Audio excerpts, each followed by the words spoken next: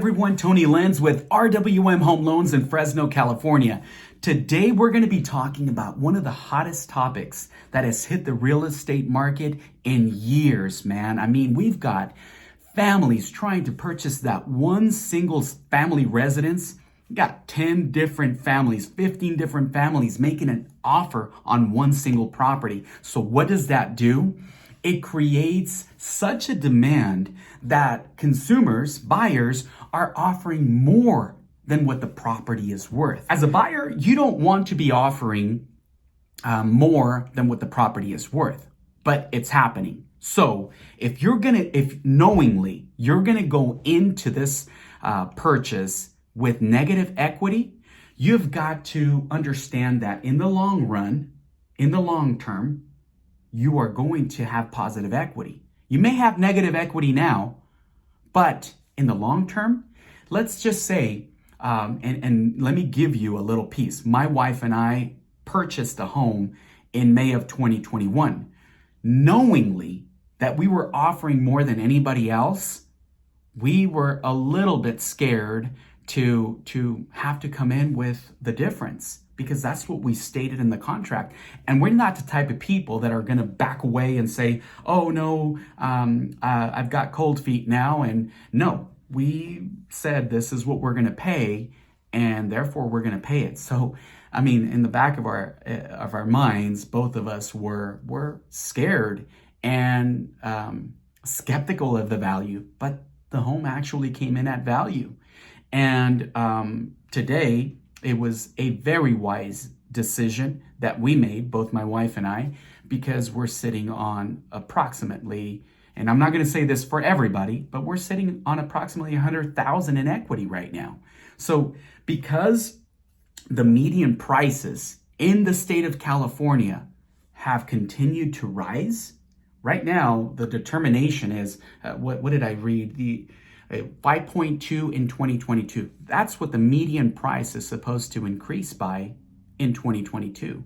So if you make an educated decision, it'll be wise for you to purchase now. Everyone's always asking me, Tony, should I buy now or should I buy later or should I buy yesterday? Well, you should have bought yesterday, but that's not the case. We can't rewind ourselves like an old VHS player. I just dated myself. But the point is, now that we are looking into purchasing at more than what the actual purchase price is, we have to make sure that when we get into these bidding wars, we're making sound decisions. And let me talk to you about a couple of things. And I've got a couple of bullet points here. So one of them is your budget, okay? Know your budget. Understand that budget. And don't walk away from that budget. If you know that you can't afford any more than that, walk away. Make a wise decision for yourself, for your family, for your loved ones, because you don't want to be in that position tomorrow, okay? The second bullet point, the escalation clause.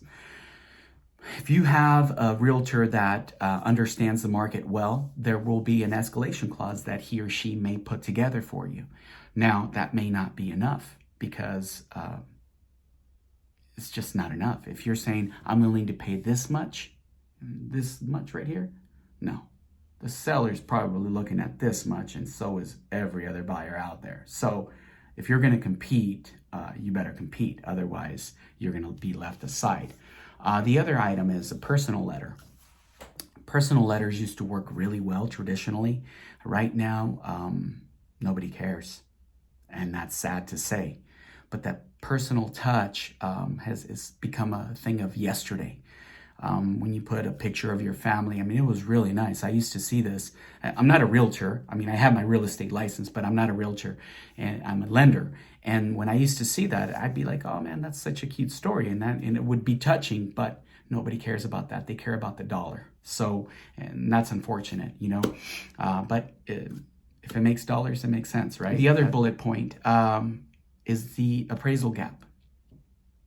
That is what the most important piece of this message is. So what is the appraisal gap? Okay, that's the cash difference that you, Mr. or Mrs. Buyer, is willing to pay the difference between that and the appraised value and the amount you offered. So let's put an example to this. Last year, we purchased, and when I said that we came in at value, we offered $30,000 over. So had it come in at $30,000 under, we would have had to pay a larger down payment of $30,000 plus our down payment plus our closing costs. And that would have emptied our bank account. But we were fortunate enough to have had the appraised value come in, and that was a blessing. So, appraisal gaps, okay? Let's just say we weren't fortunate enough and we didn't come in at value. Well, we could have tried to renegotiate, but that was determined in the very beginning when we made the offer. They said, do not try to renegotiate. You would be wasting your time because we've got 10 other offers that are willing to take this home at this price. So if you're trying to renegotiate, don't. Your realtor might request a review for inaccuracies. That's only going to waste time, and nobody has time for that, okay? So be prepared that when you make this offer with an appraisal gap, be prepared to pay it. Apply with another lender. Don't do that. You're only wasting time for everybody, for yourself, for your loved ones, for the appraiser, for that already did the appraisal, for the realtors. Everybody's going to be pretty upset if you decide on going with another lender after you've already been in contract. So, appraisal gap. That means that you're going to be coming in with a bigger down payment, plus the down payment that you had already talked about, and the closing costs. Be prepared for that. So, when the buyers ask me, Tony, can we finance that amount? No, you can't. Why? Because collateral. The lender is only willing to insure what the appraised value come in at, or less. Not more. At, less, and that's it. You come in with the difference, okay? Let's see. The term appraisal gap coverage, and I wanted to talk about this, is a way that your realtor can word the contract saying you'll pay the difference between the appraised value and your contract price up to a certain amount. So there is another way to say the appraisal gap. So appraisal gap coverage. If you said, if I would have said last year when we purchased our home, hey, yes, we're going to offer this much, right?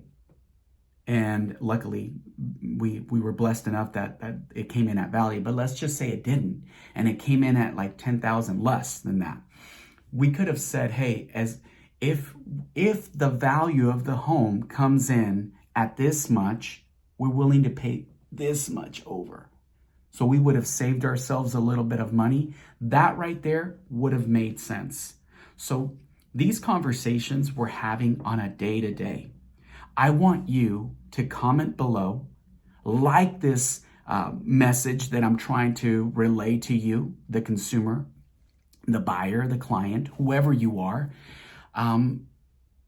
Make sure you follow my channel. And let's talk about this, okay? Because it's a very important topic.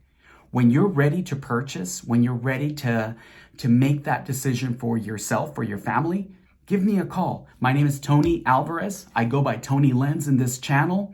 And comment below, like my channel, follow me, all right? Let's talk a little bit more. Looking forward to taking care of business with you. You take care, and we'll talk soon. Bye-bye.